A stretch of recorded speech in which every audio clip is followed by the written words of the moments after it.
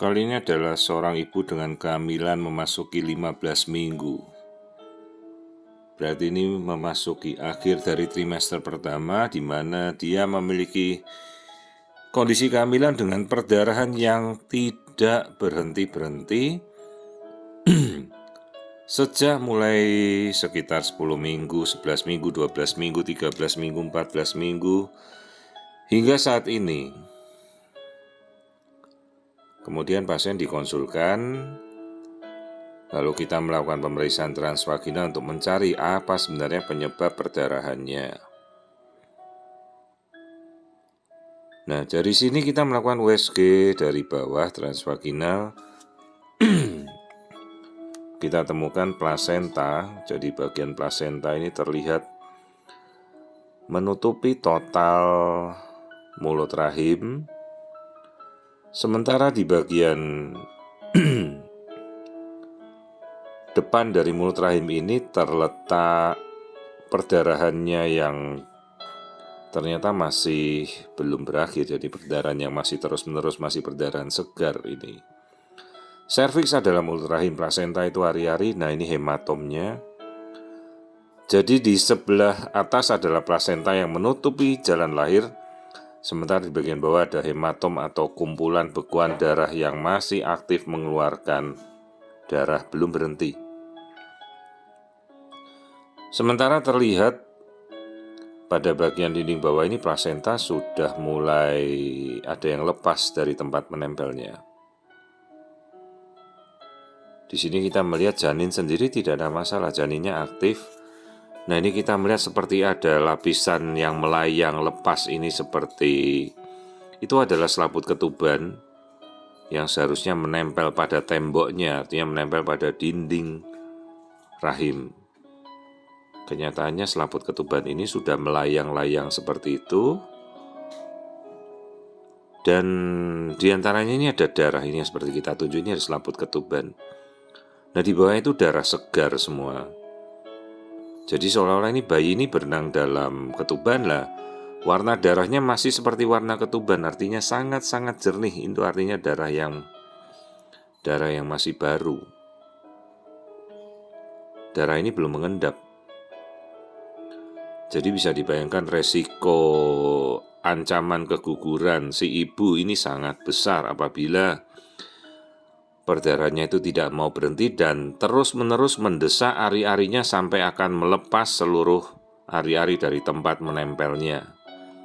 Dan kemudian perdarahan itu akan berakibat persalinan prematur tentu saja.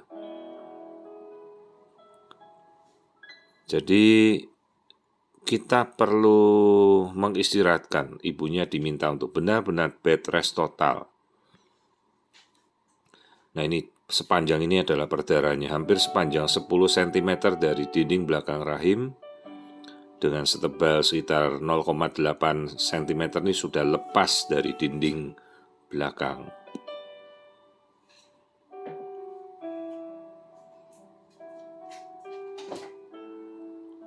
Itu istilahnya adalah hematom. Jadi bekuan darah yang menggumpal, yang seharusnya tidak boleh ada di situ.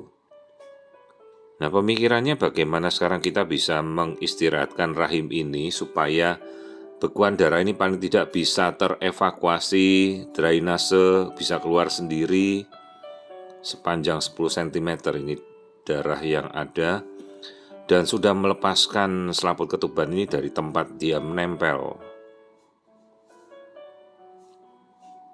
Jadi ibunya harus bed rest kembali, rawat, kita berikan anti kontraksi, kita berikan penguat, kita berikan anti perdarahan. Benar-benar sampai perdarahan ini bisa berhenti. Kapan? Kita belum tahu. Karena resiko bila dia bekerja dengan segala kondisi, kepanikan, dikejar deadline, itu artinya sama saja dia juga tidak akan bisa istirahat. Intinya benar-benar dalam proses seperti ini, trimester pertama intinya adalah istirahat, meniadakan kontraksi. Nah, kontraksi kita mesti cari penyebabnya, apakah ada infeksi dari saluran kencing, keputihan, itu semua harus kita telusuri dan kita obati. Baru plasenta yang menempel pada mulut rahim ini baru kita bisa redakan agar tidak berdarah terus. Sementara plasenta menempel pada mulut rahim tidak bisa kita apa-apakan, itu suatu proses natural, tidak bisa kita memilih supaya plasenta tidak menempel di situ. Ini janin tampak normal, kebetulan membelakangi posisinya. Kita tidak ada melihat suatu kondisi kelainan apapun pada si janin.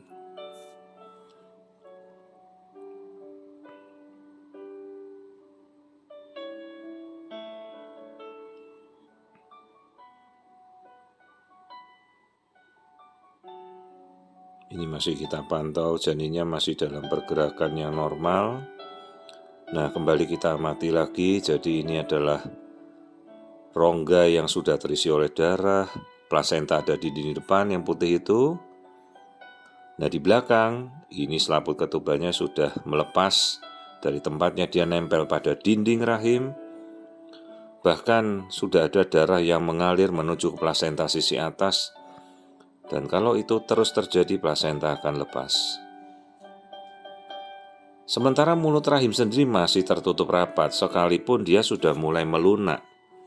Tentunya akibat kontraksi yang berkepanjangan.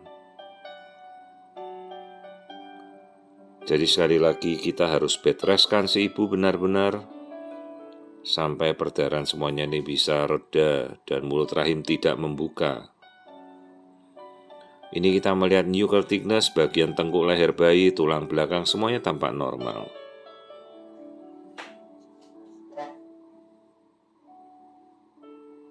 Detak jantung bayi dalam batas normalnya.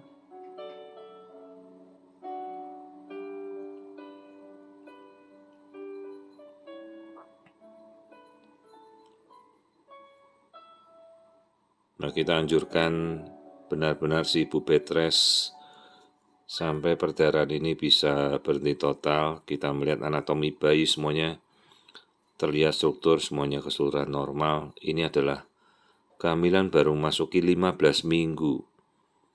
Si ibu pernah dirawat, pulang, ini sekarang perdarahan lagi. Dan benar-benar harus kita rawat sampai tuntas, sampai perdarahan ini berhenti. Nah, ini yang kita lihat adalah mulut rahim. Terlihat masih ada bekuan-bekuan darah yang keluar.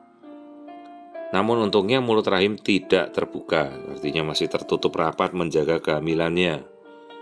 Jadi darah yang keluar ini darah dari dalam yang mencari alur drainase supaya dia bisa kempes. Karena kalau darah ini semakin bertambah banyak, akan membahayakan kehamilan, akan rontok. Ini kita melakukan pemeriksaan namanya elastografi, jadi kita melihat keras dan lembutnya mulut rahim. Semakin gambarnya menuju kuning merah artinya semakin lembut.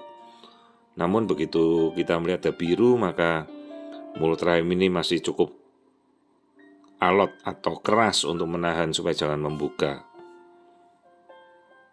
Jadi kita dilihat di sini berapa persen banyak yang merah dan kuning, menunjukkan ini mulut rahim sudah sangat lunak sebenarnya. Ini bukan kasus inkompetensi serviks karena mulut rahim tidak ada yang memendek.